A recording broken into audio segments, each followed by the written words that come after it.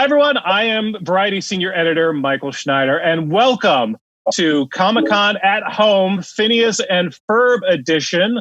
We have some of the stars, we have the creators on this panel, the director of the upcoming movie that you'll be watching soon on Disney+. So let me start by introducing our panel. First off, creator and executive producer Dan Povenmire. Dan. Hey. I feel like it looks like you're inside Perry the Platypus right now somehow. I was putting some acoustic tile because we had to record from home a lot, and I just chose Perry the Platypus colors just because. Yeah. Looks good.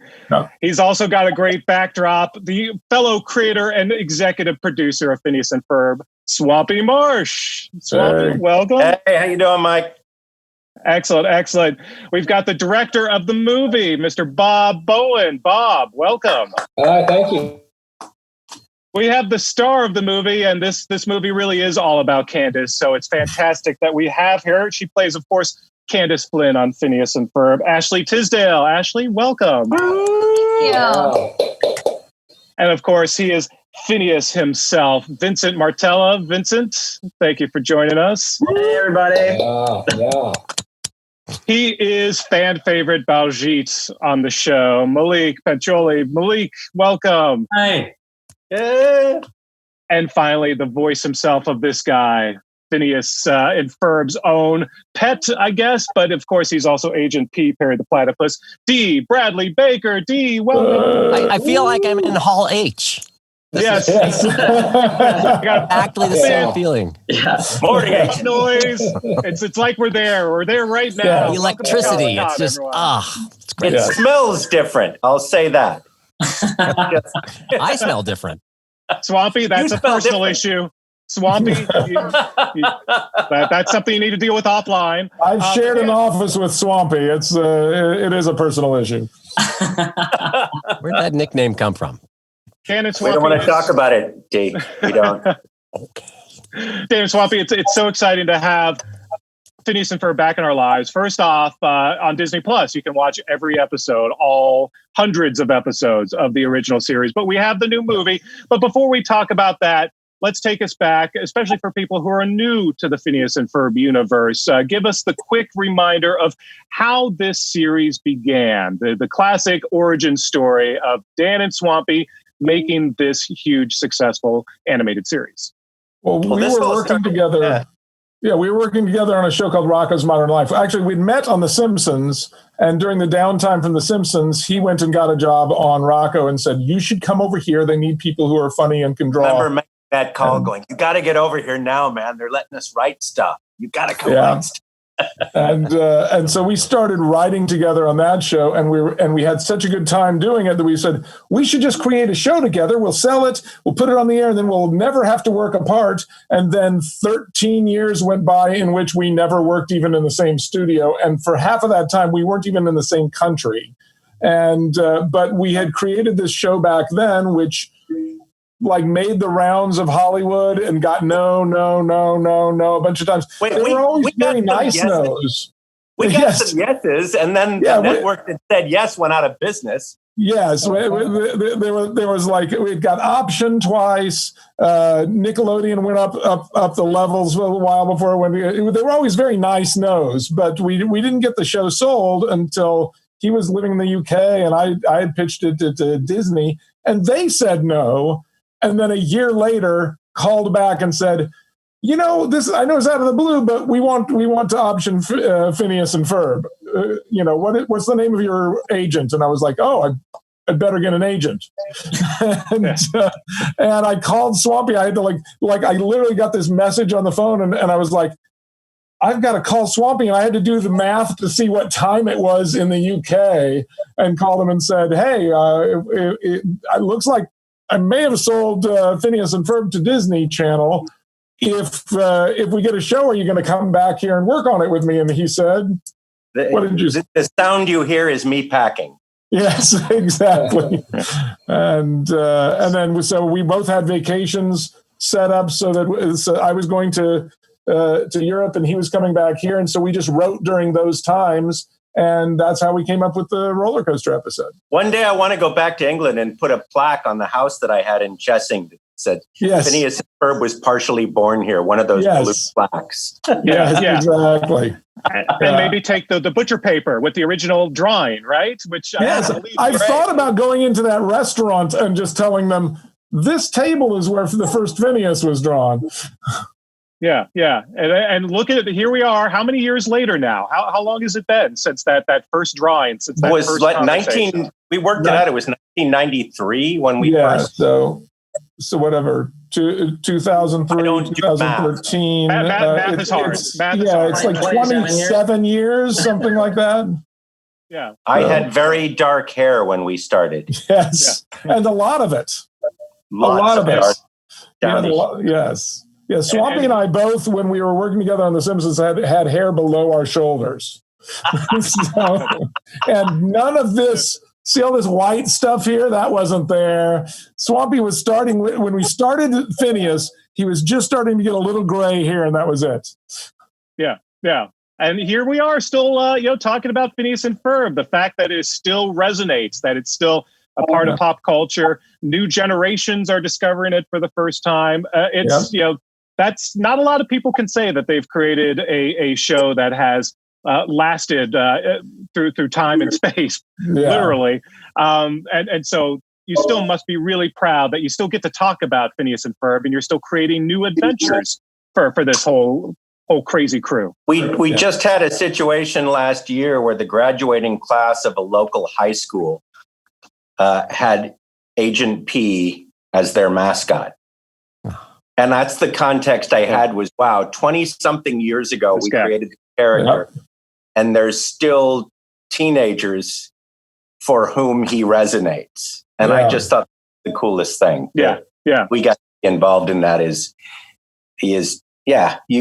doesn't happen except very rarely. And so you pinch yourself from time to time. It's the coolest thing. Well, let's talk about Candace Against the Universe, the new saga in the Phineas and Ferb canon. And Ashley wanted to jump in and Candace gets her movie. She gets her movie. Finally. I was very excited. I was like, when I read the script, I was just like, finally, she gets her moment. Yes. Yeah. Talk about poor Candace through the years. All she wants to do is bust her brothers, and her mom never believes her. And it's just, I felt for her. So I'm glad she finally has her moment. She feels like the world is against her, and she's finally finds a space where maybe it's not against her. And talk about this character and what she means to you, and getting to play her all these years.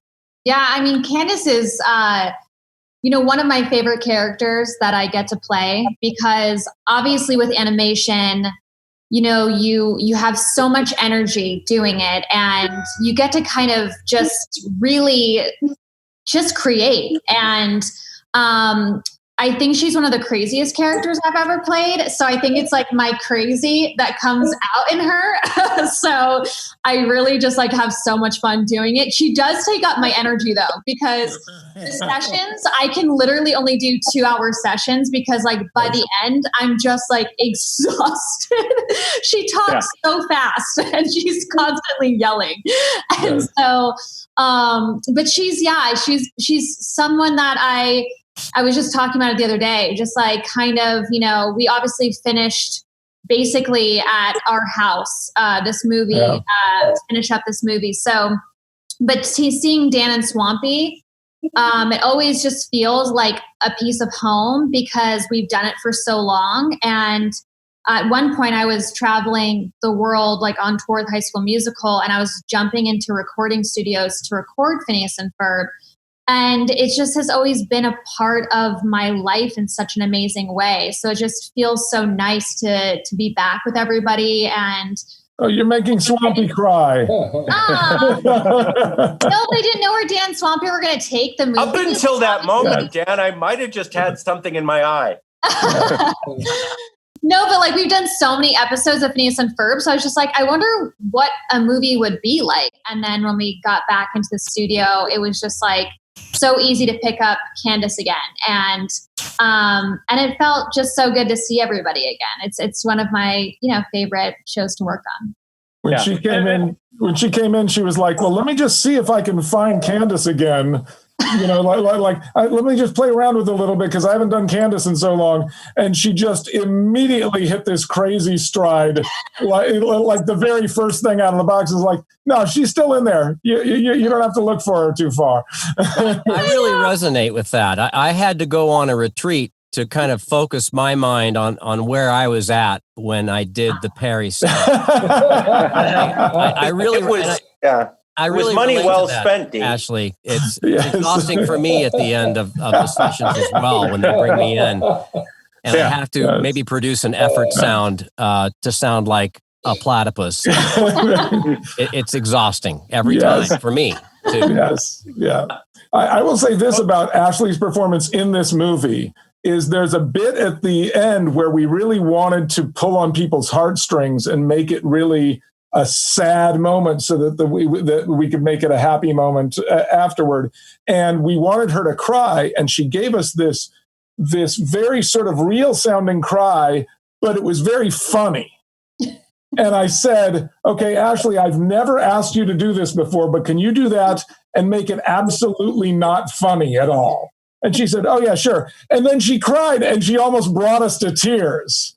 Like there's just this really very real moment at the end of the movie that was, and I listened to them both later trying to figure out why one was really funny and one wasn't funny, because they both sounded really like a person crying.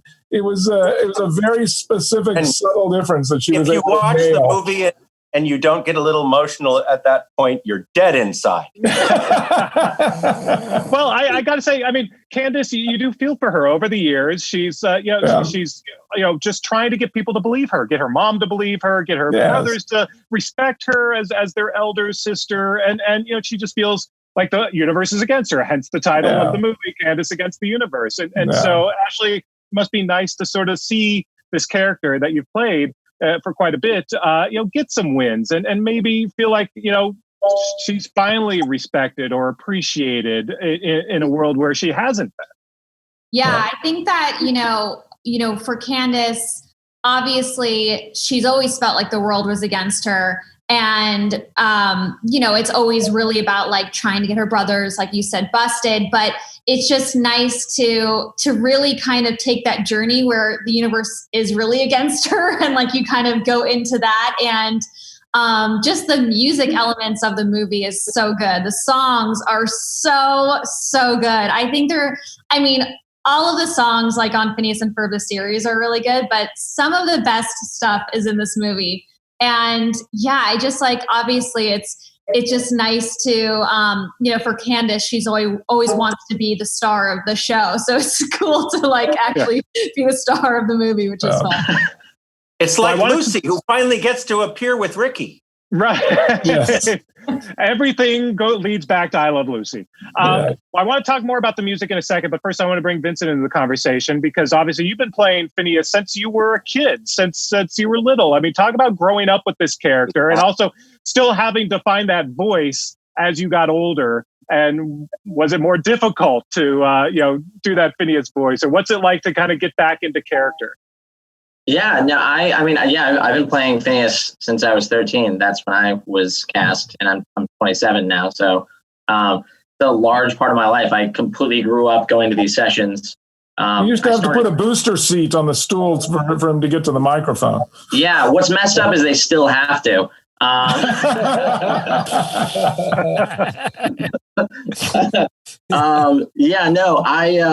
was recording the first season. I grew up in Florida, and I was recording the first season from Disney World. On the Foley stages, where they record all the dialogue for the parades for the parks. And so, I've literally my entire teenage years were recording the show and getting to know this character. And, a lot of people who talk to me about, them growing up watching the show, for me, even just being a fan of things that are Disney in general, being able to go to the theme parks and see there's a large presence there and see people like you have, Mike, on your shirt, walking around with Platypus shirts. that was the coolest thing in the world, not just as a kid, but as a person to be a part of something that you care about a lot and that you put a lot of energy into, to see that it resonates that deeply with a lot of people of different ages.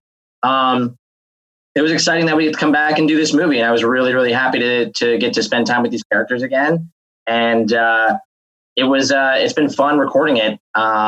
We just finished up a little while ago. I recorded here in my room, and it was definitely sad to be done with it, but I'm very, very excited for people to see this movie because it's everything that everyone loved about the series in a way that introduces it to new audiences, which I think it does really well.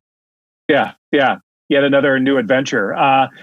Malik, I want to bring you in too, because first off, I would watch a Baljeet and Buford spinoff, Odd Couple, that You're still not needs to happen. That still needs to happen one day. But, the Baljeet even sometimes he feels put upon, but he gets some wins. He gets a win in this movie. Talk about sort of evolving that character over the years. Oh my gosh. It's been, like everybody else has said here already, it's been such a big part of my life. And it's just so amazing that we've built these characters over so much time. And what I think is so great about Baljeet is I think that he's evolved over the course of the series and even in this movie. And I feel like he gets to be the fearless leader every now and then. He's certainly called upon by the friends when they need him for his very specific skill sets. But he's also got this, he's got this kind of snarky side to him, which I think is really fun to lean into. And the Buford relationship has obviously changed a lot over time too, which is, it's so fun to play. And I heard Ashley talking about the music in the movie. Literally, I think I did my final record on this just 2 weeks ago. And I had to pick up a few lines from, there's a big group number at the end of the movie. And then for the entire rest of the day, I was singing the song. It's just so fun. And, I think Baljeet has this winning heart that I think makes people fall in love with him. And, I heard Swampy talk about this, about the generations and the high school that had the mascot. But I wrote a book that's for middle school readers. And so I spent a month and a half on book tour between October and November of last year. And I went to middle schools and I'd go to these auditoriums with 700 kids in them to talk about this book I'd written. I'd be like, yeah, I play Baljeet on Phineas and Ferb. And these kids would be like, oh, and this mad rush for autographs at the end. And these are kids who were 12 now. Yeah, they were just barely born when the show started. Yeah, they were. I don't even know if they were born when we started recording it. You know what I mean? Yeah, exactly. So to get to play a character that you get to see the impact, you get to see the happiness that it brings to young people, and also to 30-year-olds who watched it when it first came out, and to adults who watched it with their kids, has just been so fun. Yeah, the amount of people that'll come to you and tell you how important moments from the show were for their life, for their family, is so humbling and so overwhelming. But the coolest thing in the world, and stuff that you don't even think of, that's a throwaway, that connects in a huge emotional and very deep way, has just been remarkable. And it still happens now. And we haven't had a new show on the air in years. And on the internet and on the street, when you're out there talking to people at high schools and middle schools, there's always somebody who's got one story that just rips your heart out from some silly thing that meant so much, or caused a relationship to be repaired, or got somebody through an extra day. Yeah. That's a cool thing. Yeah, and we've talked about this before. Some of the stories that you've tackled, even subtly, the fact that Doof is a single dad, and these are mixed families, that you've touched on that. It's not a major part of this show, but nonetheless, kids can relate to the fact that these are blended families. That this is real life, and so that's sort of been a nice side benefit, I think, to this show as well. Yeah. Dee, you have that sweet setup there in your home studio, it looks like. I know you do laboratory. You do a lot of voices. Talk about how often people ask you to do Perry, and what that's been like, and sort of that noise, that sound, and how. Yeah, having done that sound, it's like this little superpower magic trick that I can just pull out of my pocket and play it, and people, it's like you set off a bomb in a good way, and they completely wake up and freak out and get very excited about that, and that hasn't faded at all. And the problem is that I feel like an imposter because all I did was that's all I did. I didn't animate it. I didn't write it. I don't figure out his choreography or the cool moves or the switch ups. It's like I almost have nothing to do with this thing that you're so excited to talk to me about. I'm almost completely off this, except for that. Doing that? Yeah. You don't do all the moves in the booth? I thought that was you, D, this whole time. Maybe if he snores or sneezes, that's me. That's me. Yeah, there you go. Most part, that's not me. So you're ruining it, D, because I tell everybody that you're actually a secret agent. And I go with it because it just makes them very happy to feel that they're in the presence of one of these characters, someone involved with that just makes them feel so good and that they connected with. And I mean, and that's true of all of these characters and all of these awesome songs. I can't think of a show that I've ever been in or seen to compare that to just it's such a sweet, beautiful, smart show. And in the songs, I want to see it on the stage. I want to play it over and over again. It's just a timeless show that will come back around constantly. It's just great. I'm so lucky to have been involved with it. Yeah. Well, Bob, let's talk about the movie about Candace Against the Universe, because wake up, Bob. Lift it off there. No. I mean, there's a lot going on here. Dee just mentioned the music. There's a lot of numbers, but the fact is, this it's no secret. This movie goes into space. There's a lot of elements. There's a lot of different scenes. There's a lot of action. A lot of things going on. I think a lot of us still don't really know what it's like to direct an animation project. Give us a little idea of how that works. How do you direct that and put that all together? Well, it's story first, of course. The guys worked out a pretty fun script, and we hit that off, sort of with a group of artists, turning that, as you know, into visual. I, at this point, up to the movie point, had just directed series for the most part, so I felt pretty lucky to join Dan and Swampy on this. And there's so many moving pieces, and you're talking about effects, you're talking about different locations, you're talking about musical numbers, and I would defer to Dan, who picked up some of our strong moments in the film, some of the musical numbers he boarded himself, and we turn this piece into something that we can start watching and working on, revising a lot, making changes. We're seeing if the story works. Certainly, Dan and Swampy and I went through. There was definitely some. There were so many changes all the way through. Changes, it was a rewarding experience because you see the movie only getting better. And we were lucky enough. I wasn't on the original run of the series. There's a very talented cast that's here with us talking. I went to sessions with it, and to see this stuff, that we're working so hard on the story and visual really coming to life was extremely rewarding for me. I know that. I mean, the music's great, but yes, all this artwork these artists are putting in, from designing backgrounds and new characters and locations, CG artists making some of our, it's in space, some of our spaceships. Yeah. Seeing it all come together, this group, it was extremely rewarding. I know it's sort of a brief version. I have to say, I think Bob did a masterful job of bringing his own comedy sensibilities to the film without ever losing any of what the original series was about. Yeah, for sure. And I have never in my days been so grateful for a creative solution to a problem that we had. That Bob came up with. It's probably one of the most impressive things storytelling-wise that I've seen. Yeah.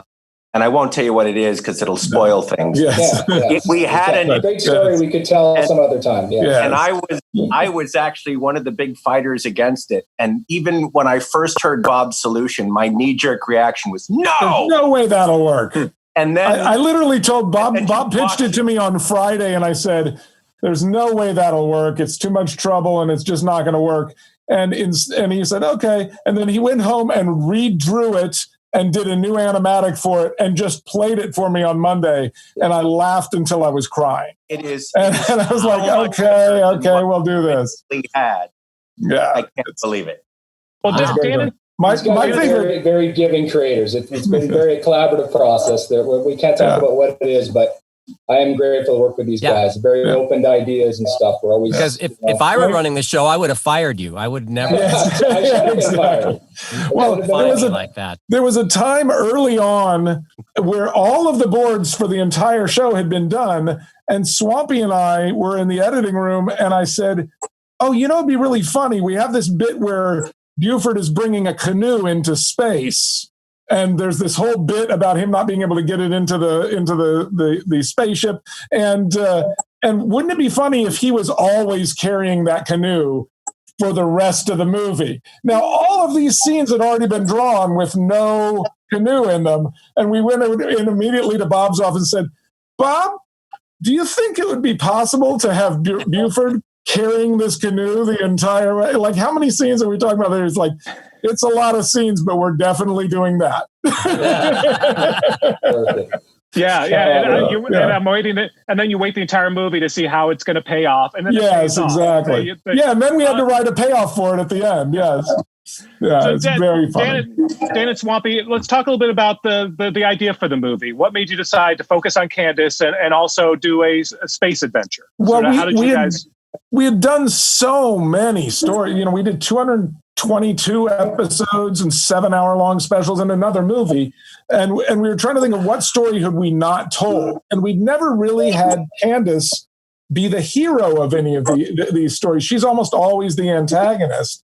And to have her sort of be the thing that we're following, and we'd never really put anybody in any danger in the show. And it was like, oh, let's put Candace in actual jeopardy and put some real stakes in there so that the boys have to go and find her and bring her back. And it's always, it's really hard to get Phineas and Ferb as characters to a place where they're really upset or really worried. It's not in their nature. And I think that's one of the things I loved about this story is it really emphasized that relationship that they had and gave them a chance to experience that real, that love for their sister that we don't get to see all the time. We kind of take it for granted. They're always adversarial. Yeah. And we get to see great moments. And it was my favorite first moment in the series was back when they're getting the band back together. When they worked together to help get this band back together for their parents' anniversary. And there's a moment in there that was my first favorite moment where Candace puts her arm around Phineas like we've done a good thing. It's really sweet. What I loved is that this film really gave us a chance to accentuate that, and that was great. Plus, I also thought that it was about time that Ashley finally gets a nomination and a win for her voices. Hear, hear. Let's hope. Well, we open with Ashley singing the opening song. Ashley, I know you've done a lot of singing. Everyone here has done a lot of singing on the show over the years, but this is, as a singer, this has been probably sort of a fun side element of doing this and getting to open the movie with a song, the Beautiful Day song. Talk a little bit about that and sort of getting to dive in with these new numbers. Oh my gosh, Beautiful Day is one of my favorite songs. It was so funny because I actually got the song, I think a couple weeks ago, and I was so excited. I played it for my parents. And, obviously, like Dan had said, sometimes I get a little nervous because, we've all gotten older, and I always am, especially with the music, because I am a singer myself, as an artist, I sing obviously way different than how Candace is going to sing.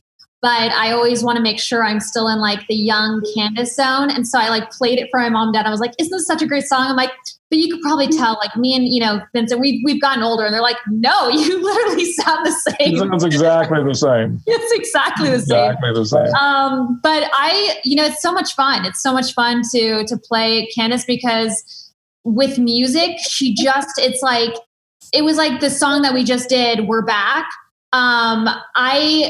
if I make Dan and Swampy laugh at any point, I know I've done my job. And there's just like this one part, the very beginning, where Candace is like, "I'm back." And I'm just like, I don't know where it came out of, but I just sang it. Like, I actually just like yelled it instead of saying it. And they were dying laughing. That was very funny. So it's just really fun to do, obviously, the music, and they're all so well written too, and really, just catchy. So that song specifically. That song specifically was one of the last songs that we wrote, because we had originally had this scene at the beginning where Candace is trying to bust the boys and it fails.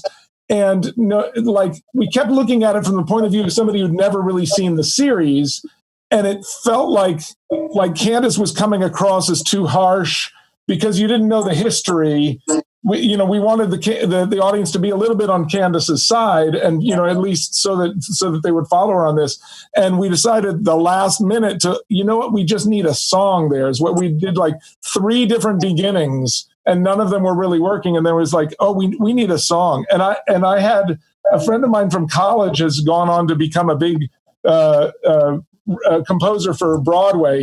He and his brother wrote Something Rotten on Broadway, Kerry Kirkpatrick, and he and I had lunch earlier and decided, how come we've never worked together in all the years since we've been together? So I actually called him up, and he came in and co-wrote that song. I was like, "Hey, what are you doing right now?" And he's like, "Why do you mean?" I was like, "Do you have a guitar? Can you come over?" And he came over, and we wrote Such a Beautiful Day, and it was his idea to put to change the entire tempo of the song several times, and I think it works really well. We've been really lucky, not to flatter the voice cast that's here, but we've had a bunch of the main cast who have real musical background.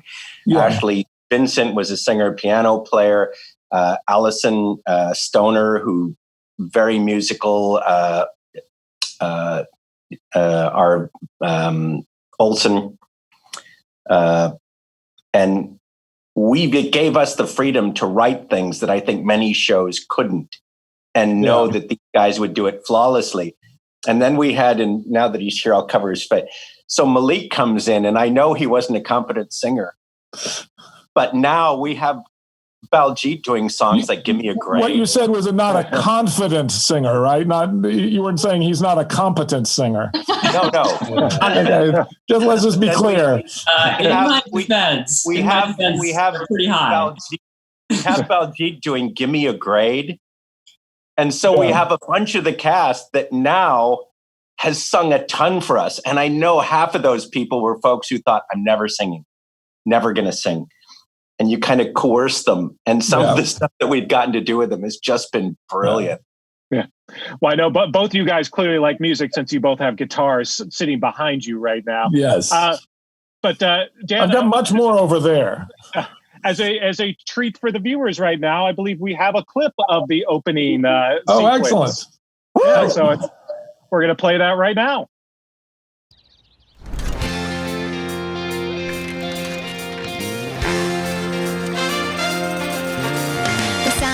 Shining, not a cloud in the sky. My stars are aligning, and I swear that I could do anything on such a beautiful day. It really is such a beautiful day. I'm like a baby bird coming out of my cage. My life's an open book. I'm gonna write a new page, and I know that I'm mixing my metaphors, but you can probably get the main gist of what I'm trying to say. Some metaphors, but we know what you say. I don't remember ever feeling so optimistic. I'll admit it, just a little uncharacteristic, 'cause I know that I've been known to be antagonistic, but I don't even think I'm gonna go ballistic. As long as my brothers don't build some big enormous thing that makes you go no way, but disappears before my mother gets home, like when they built a giant roller coaster. Nope. I'm not gonna go there. Hey, Candace. Oh, hey, Stacy. Are you going to the game later? Yeah, probably. Jeremy's working concessions. Cool. It's a beautiful day for it. It really is. It's such a beautiful day. I'm gonna keep my outlook bright and cheery. Gonna think some happy thoughts and gonna keep them near.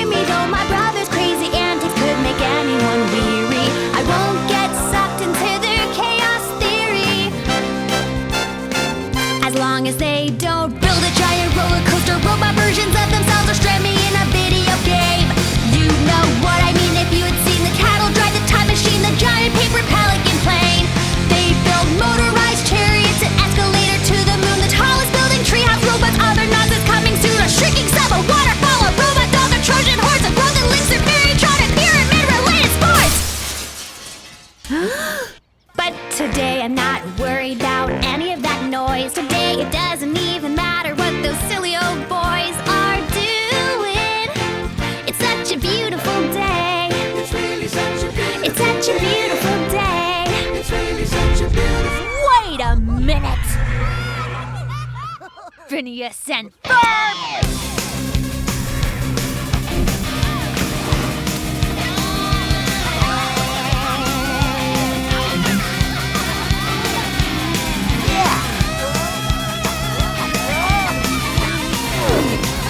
Okay, this ends today. Excellent. So that is the opening of the movie. Yeah. So a lot that's just a little taste. Yes. A lot clearly happens. There's a couple of things though that not to give too many spoilers away, but Dan and Swampy, you guys have a sort of a bizarre cameo midway through. We actually get to see you briefly, which was fun. Yeah. Well, we couldn't deny the audience. We're not going to share this. That is us for any longer. How could you be so selfish? But I think that was one that my wife and son both kind of went, when I told them, really?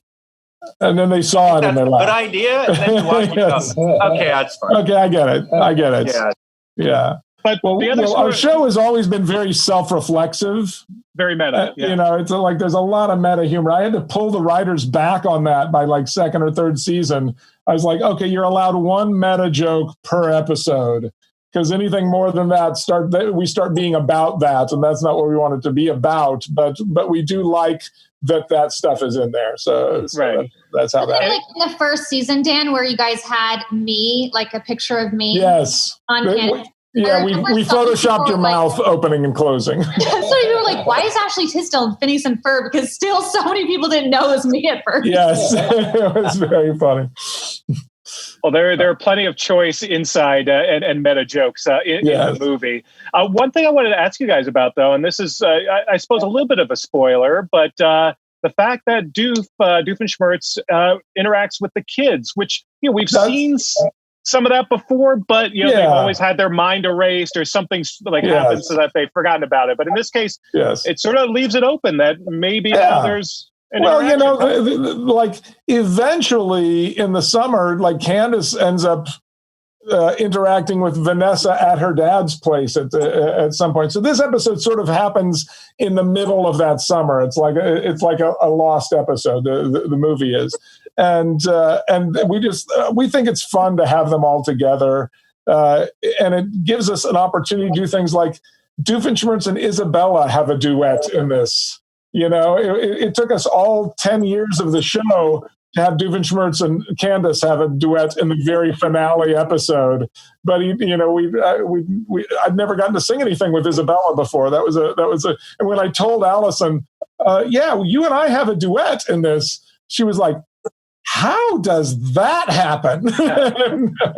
And sure enough, it does. Well, it's funny. Yeah. We've set up so many rules about how things work and those separation of worlds between Perry and Doofenshmirtz and the kids and what mom can see and all of that. So the surprising thing is when you suggest something like that and everybody laughs and you realize you want to do whatever it is, you then fill a room with sticky notes on a wall, trying to make sure you do this in a way that doesn't violate the rules we've set up. Yeah. And it's that thing you think, oh, maybe we shouldn't have done this. It's like, we're going to be here for like a few more hours to make sure that everything stays. And then we end up finding a way to make a joke out of that very thing. Exactly. Because our thought was like, well, if Doof goes with them on the adventure, what is Perry the Platypus doing? Because he can't be seen as a platypus to Doof, and he can't be seen as a secret agent to the kids. And we decided that that's what was funny about it, is he would be forced to go on this adventure and stay completely hidden from everybody, but be sort of working behind the scenes, making everything work. Yeah. Ultimately, like, it saves the day numerous times. Exactly. He's sort of their fuzzy little teal guardian angel. Yeah, it was a lot of work, a lot of hard work for me on all that, bringing it all to life. I'm going to self-submit for the Emmys again. You should. Little sound I made. It's the way Dee saves our lives in reality on a regular basis. That's right. Well, Vincent, I want to ask you, Ashley mentioned that it's sometimes exhausting playing Candace because of the emotions and how fast she talks, etc. Phineas, he has to be positive 99% of the time, really upbeat. We see a little crack in that in this film, but nonetheless, talk about playing a role where it's someone who's always optimistic, who never really sees sort of a challenge as anything more than an opportunity. What's it like to sort of play a role like that and stay in that? Yeah, I mean, as everyone here knows, that's a stretch for me. I'm a dark person. So playing anybody happy. Yeah, no, I have marveled at times at some of Ashley's work on the show, specifically because of that, because she has a lot more screaming than I do. So mine's all like energy expended on like constantly being happy and being positive, whereas I don't have to scream for 2 hours generally like Ashley does.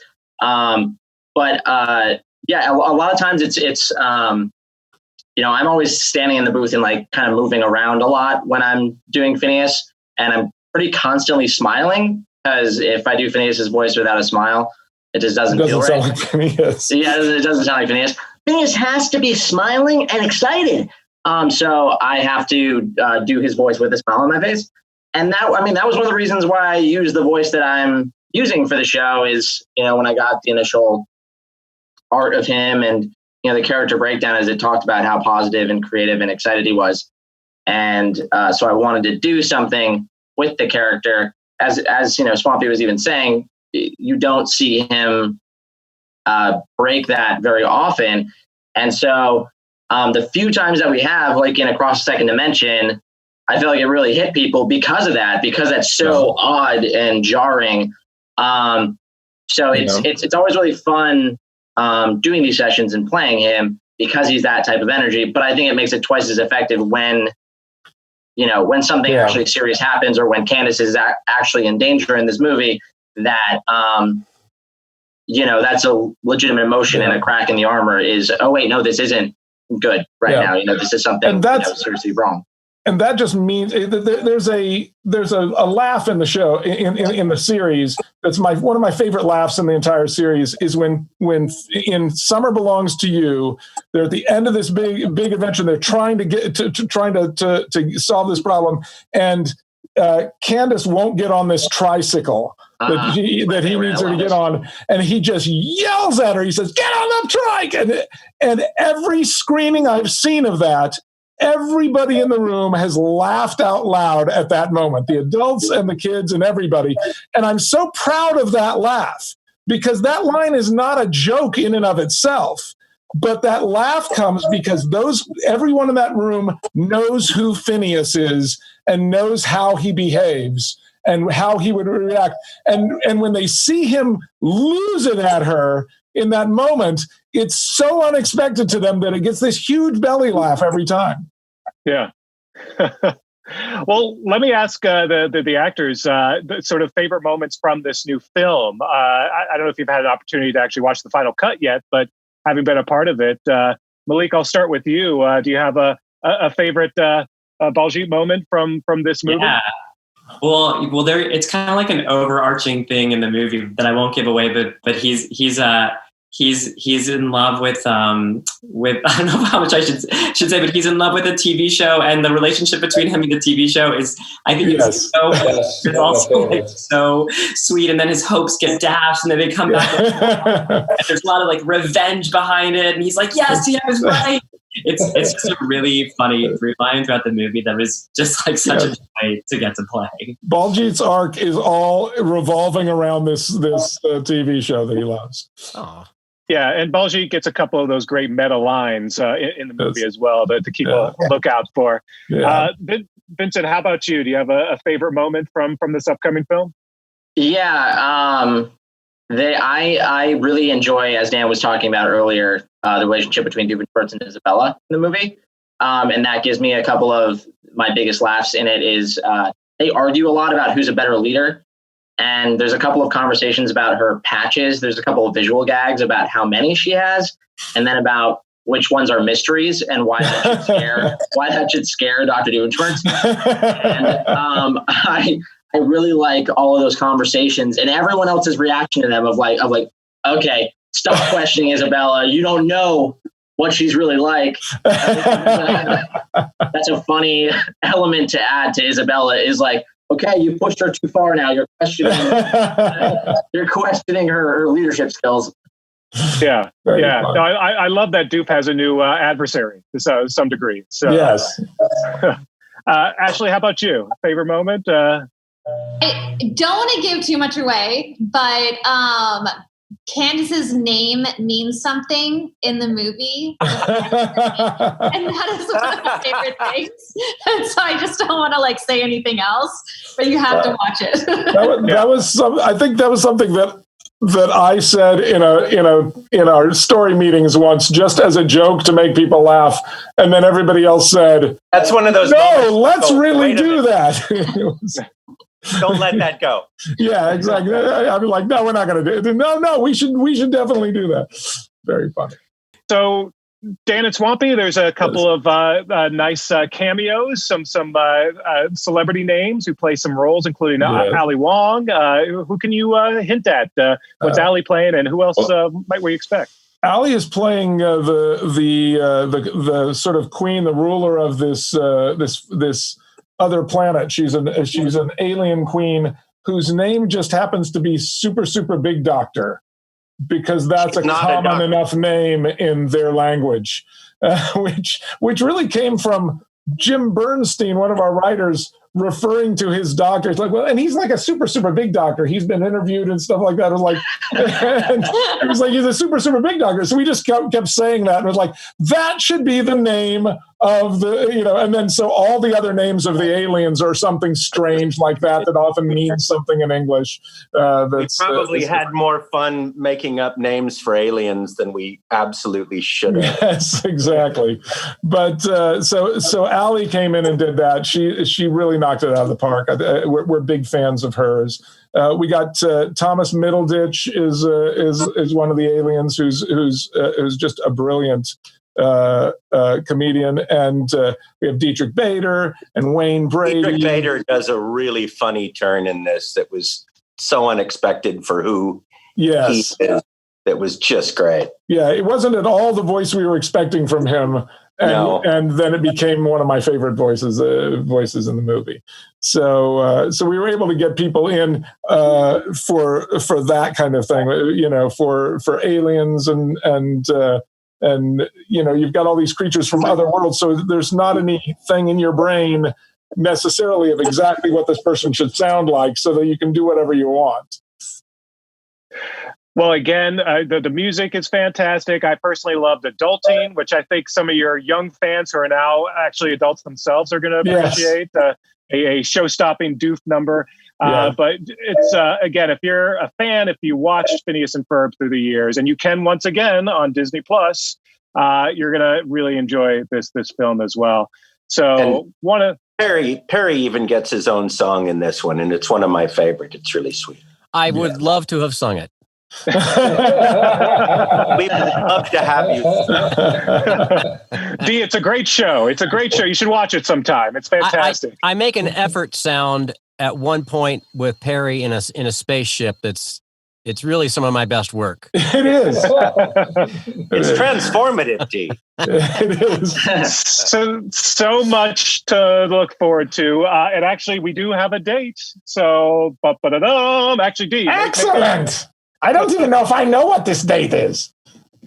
So, Phineas and Ferb, the movie, Candace Against the Universe, starts streaming Friday, August 28th, 2020. Excellent. We have an actual release date. Awesome. People have been asking me that for so long. So now we can plan our remote viewing party. Excellent. There you go. There you go. So I hope it's not another 104 days of COVID confinement, but definitely another 104 days of summer vacation is upon us. So thank you so much, everyone. Dan, Swampy, Bob, Dee, Malik, Vincent, and Ashley. Always a blast. Love talking to you. Once again, Phineas and Ferb, the movie, Candace Against the Universe, coming soon to Disney+.